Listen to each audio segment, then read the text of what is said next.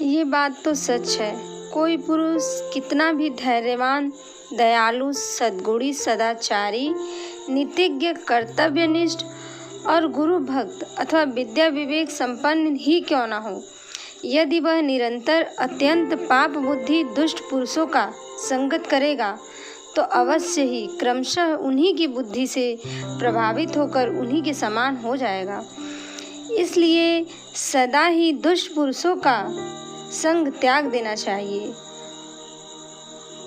उपर्युक्त नीतियुक्त वचन का पालन न करने से राजा धर्मकीर्ति का भी पतन हो गया था। प्राचीन काल में चंद्रवंश में धर्मकीर्ति नामक एक राजा हुए थे। वे बड़े ही बुद्धिमान और पुण्य कर्म थे।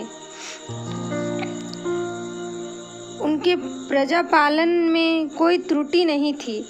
वैदिक मार्ग का अनुसरण करना उनका सहज स्वभाव था।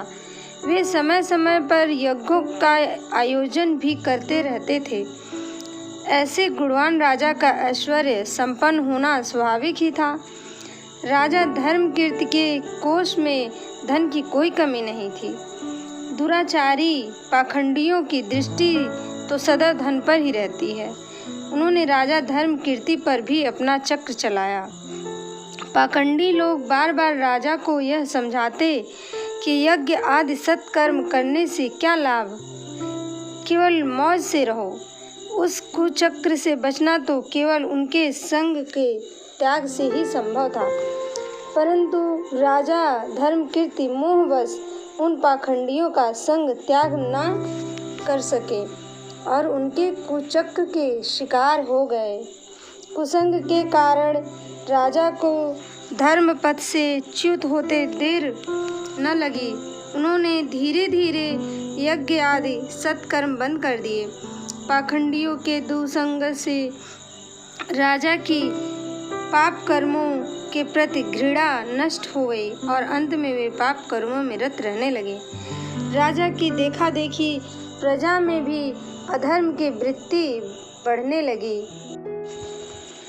धर्मकीर्ति अनेक प्रकार के दुर्व्यसनों के शिकार हो गए, जिनमें एक मृगया का दुर्व्यसन भी था। एक दिन आखेट के समय धर्मकीर्ति अपनी सेना से बिछुड़कर अकेले ही जंगल में भटक गए।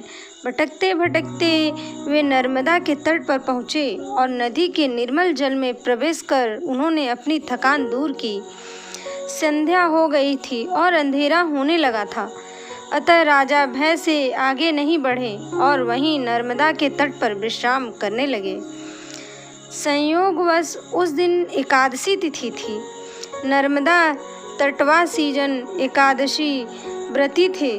वे लोग वहीं नर्मदा के किनारे रात्रि जागरण के लिए एकत्र हुए। दिन भर के निराहारी राजा के नेत्रों में नींद कहाँ थी। वे भी तटवासियों के साथ रात्रि जागरण में सम्मिलित हो गए और रात्रि भर भजन कीर्तन में लगे रहे। राजा धर्मकीर्ति भूख की व्यथा सह न कर सके, जिससे प्रातः काल होते होते उनके प्राण प्रयाण कर गए। उनके प्रारब्ध में यही लिखा था।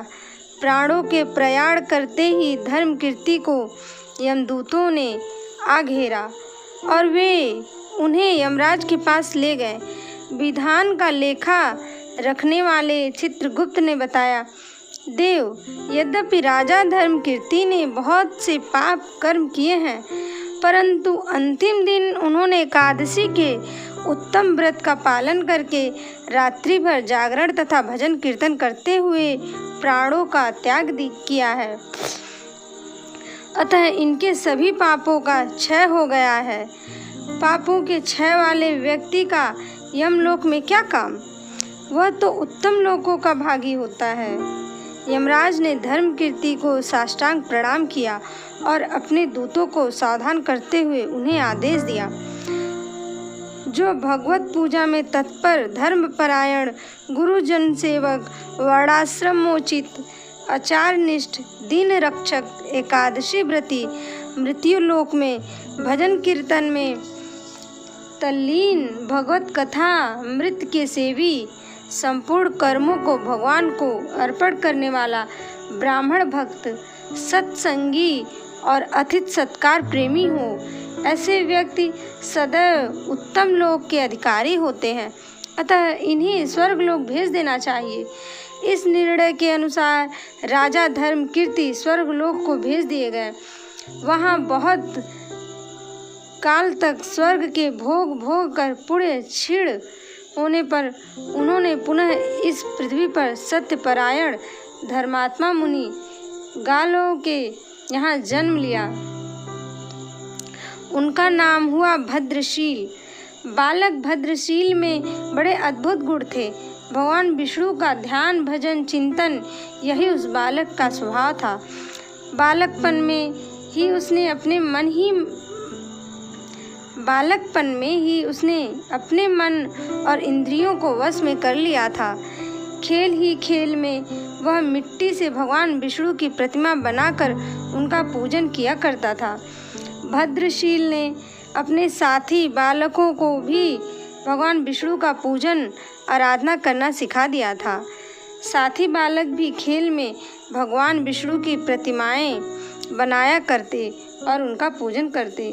भद्रशील स्वयं एकादशी व्रत का पालन करता था, अतः उसकी देखा देखी उसके साथी बालक भी एकादशी व्रत पालन करना सीख गए थे। भद्रशील शास्त्र निषिद्ध कर्मों से सदैव दूर रहता था। उसकी किसी में ममता आसक्ति थी नहीं, अतः वह सुख दुख आदि द्वंद्वों से रहित था। भद्रशील अपने आचरण से कभी किसी को भी दुख नहीं देता था। वह सर्वदा दूसरों के हित संपादन का ही ध्यान रखता था। उसमें विलक्षण गुण थे। उसकी प्रार्थना ही ऐसी होती थी, प्रभु आप विश्व के सभी प्राणियों का कल्याण करें। जैसा भद्रशील का नाम था वैसे ही उसमें गुण भी थे और उसकी भगवत भजन ध्यान की तत्परता प्रेरणाप्रद थी। भद्रशील के शैशव काल के मंगलमय चरित्र ने सभी को विस्मय में डाल रखा था। यहाँ तक कि उसके माता पिता मुनिगालों